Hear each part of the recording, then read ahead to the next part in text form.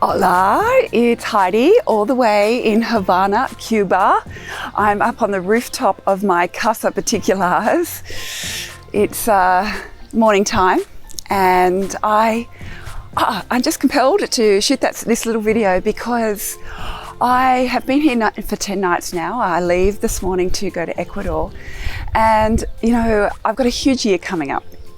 And I knew that I needed to get this resilience bucket of mine topped right up, because there are just so many exciting things going to happen this year that if I don't look after myself, then, maybe I won't be performing as well as I should. So I have taken some extra holiday at the beginning of this year while it's quiet for me to come to Cuba, and then I'm on to the Galapagos Islands. Oh my gosh. And I just wanted to talk about how being away fills up your resilience bucket. Now, you may or may not know that the first part to the resilience bucket formula is to be still. Now, in Cuba, that's actually quite easy because internet is nearly impossible.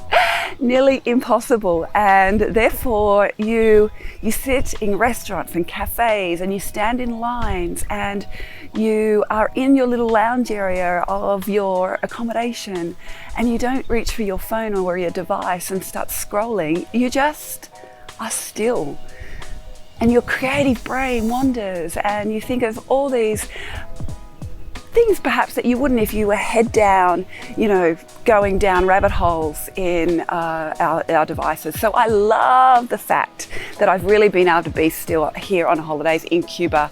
But of course, the trick is to recreate it once I get home. So watch this space for that. The second part of my resilience bucket formula is to find joy. Now, in Cuba, there is joy everywhere, and I love the fact that despite the people not having a lot of money, that they're able to find joy because there's music and dance. You walk down the street and every restaurant has bands playing and people dancing salsa, and it's not going through the motions. They've got joy oozing from every cell of their body, and oh my gosh, it is so easy to find joy here, and I love that. And I suppose when we're back home and we're working and we've got all these responsibilities, it's finding something that we can ensure we feel joyful about because it fills you up. All right, number three is to chill out. Now, of course, this is a lot easier on holidays. You can sleep in a little, you can have afternoon siestas, even when you're in restaurants and the service is so not like you're expecting, what you expect at home. You just chill out. You don't become the stress head and worry about things like we do at home. You just chill out. And that's one thing, being someone who can go into stress head quite easily, I really want to take that away. But I suppose it's this fourth component, the live life, that has really filled me up, because you know what? In 2009, I bought The Lonely Planet to come to Cuba. It was my goal for that year to come to Cuba in 2009. I had the guidebook. I'd started reading all about what I'm going to do, where I'm going to go, where I'm going to stay.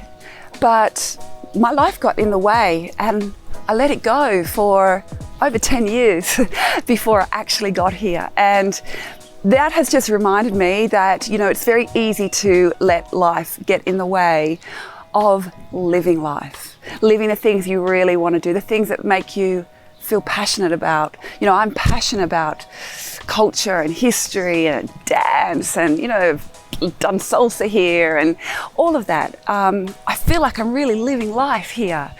Of course, I have a mortgage, I have bills and responsibilities that I can't ignore back home, but it doesn't mean we can't carve out some way to live life.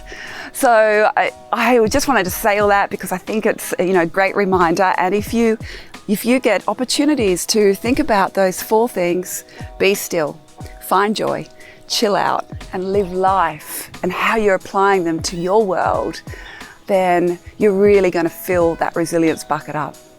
So I'm off now, about to have my brekkie. I wonder if I can show you this little, oh yeah, I can. This is where I'm about to have my breakfast. Look at the table set, so gorgeous. Look at this amazing city, the rooftop of it. And then I'm flying off to Ecuador on my way to the Galapagos Islands, where I'm going to be so immersed in nature that I'm sure it's just, if my bucket is 3/4 full by the time I get home, it's going to be topped right up, and then, oh my gosh, nothing's going to stop me.